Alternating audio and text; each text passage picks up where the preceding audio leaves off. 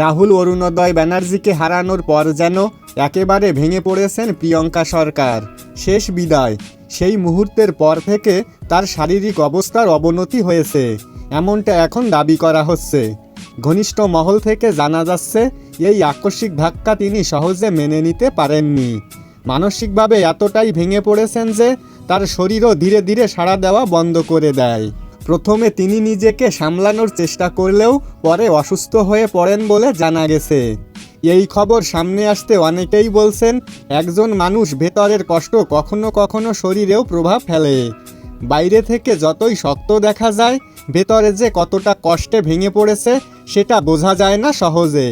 তবে এখানে একটা বিষয় পরিষ্কার করে বলা দরকার, এ ধরনের খবর ও ভিডিও সোশ্যাল মিডিয়ায় ছড়িয়ে পড়েছে, কিন্তু এই খবরটি এখনও নিশ্চিতভাবে প্রমাণিত নয়। তাই বিষয়টি নিয়ে বাড়তি সতর্কতা দরকার।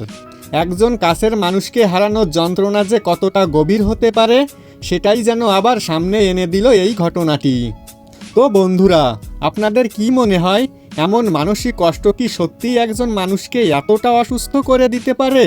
সেটা অবশ্যই কমেন্ট করে জানাতে ভুলবেন না। দেখা হবে, কথা হবে পরবর্তী কোনো ভিডিওতে।